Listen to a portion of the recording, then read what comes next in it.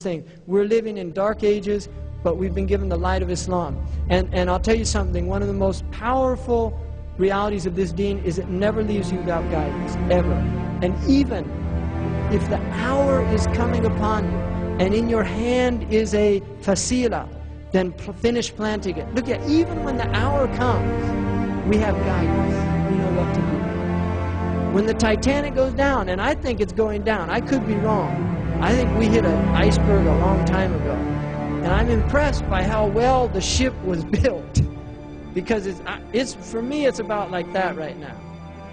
Maybe more. It's about there, Muhammad. He thinks it's down.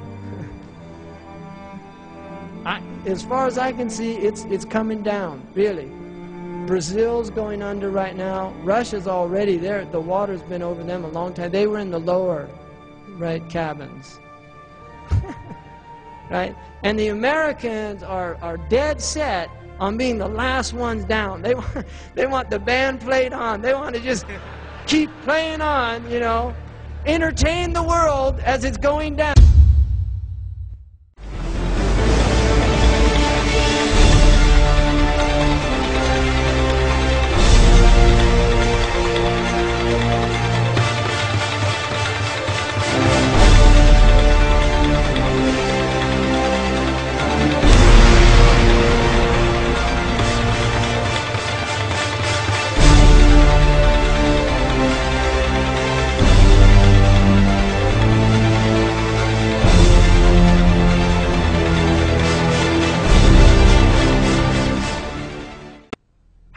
More. When are we going to wake up collectively as an ummah and respond to the call of Allah and His Messenger? Ya ayyuhalladhina amanu astajibu lillahi wa lirrasul idha da'akum lima yuhyikum. When will we answer that call? When will we respond to the call of Allah and His Messenger? Just something that will bring us to life. The implication in the ayah is as long as we do not respond to Allah's call and to the Messenger of Allah's call, we are dead people. Our hearts are dead. Our lives are dead. And our society is a society of death. It's a society that celebrates the death of the spirit in giving life to the lowest pursuits of humanity.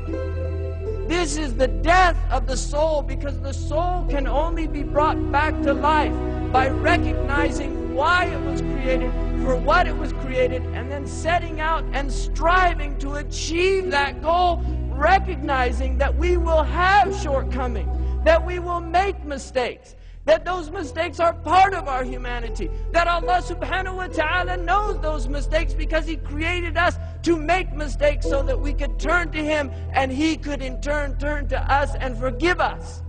And this is why we were created.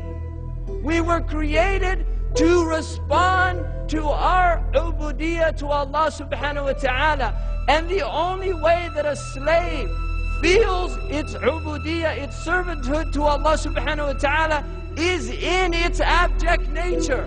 It is in its subjugation to Allah subhanahu wa ta'ala that occurs by doing wrong and then desiring the atonement, desiring to reconnect with one's true nature.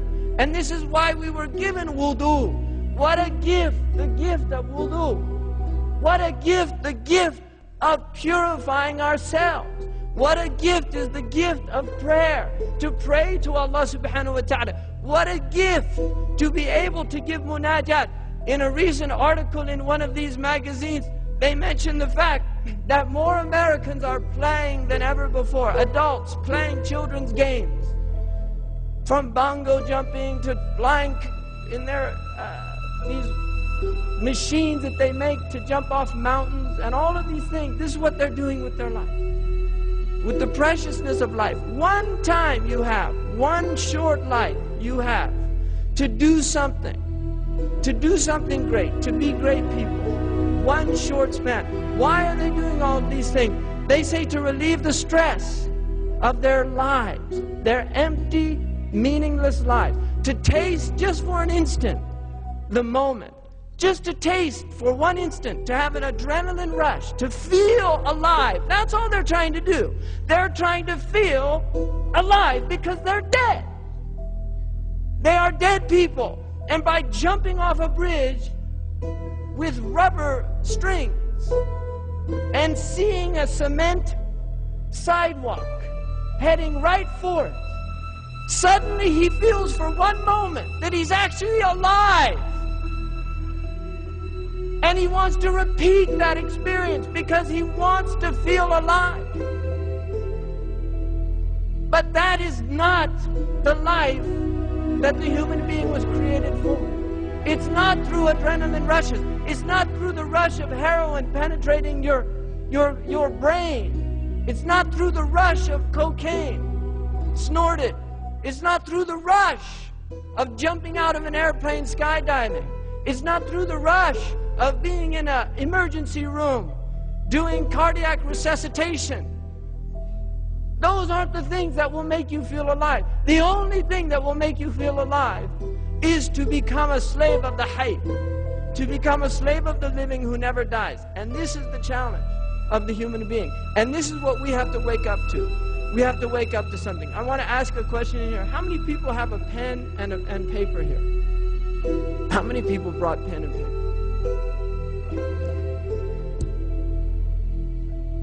This is part of our crises. Every hand should have, they should raise their hand. Because either you came here to learn something, or you came here out of curiosity, or you came here to be entertained, or you came here because somebody dragged you here, or you came here, like Muhammad Sharif said, to take notes for the Canadian government, or maybe for the United States government. I don't know. And maybe they have pen and paper too, because they don't go anywhere without, they always bring pen and paper and a recording machine, right? And that's why they're ruling the world, because they work at it. They work hard, right? But we should have pen and paper. What I've noted is that the women tend to always have pen and paper, right? Seriously. And it's not for nothing that women are taking over in the universities and in all the major fields now, because the men are watching football. It's like, it's what somebody said, seriously, somebody said about the fiasco in Washington, right? And that's a very good example of what's part of the crises. But really, Islam looks at peccadillos as really it's the least of the problems. In fact, the Republican Party in the United States is really,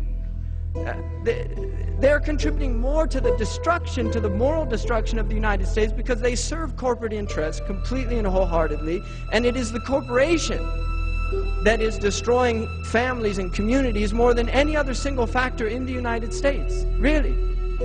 And so they're hypocrites, right? They're hypocrites, and they deserve people like whatever that pornographer's name is who's exposing as many of them as he can, because they are hypocrites.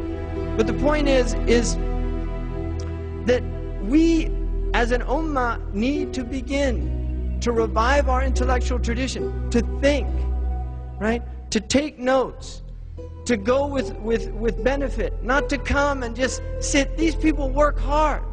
They really work hard, and that's why they're ruling the world. And we are the ones that should be ruling the world as Muslims. And if you look out there, we look so pathetic. In fact, it's really extraordinary that they even take us seriously. But the reason they take us seriously, the reason that they take us seriously is because they know history.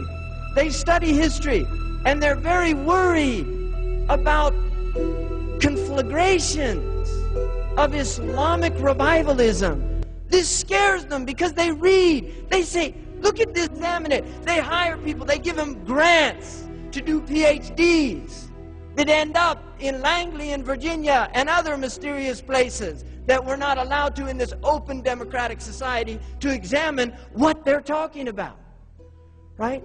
This wonderful democratic society that prides itself on its openness, in fact, has the most closed and secretive organizations and institutions that have been known in the history of man.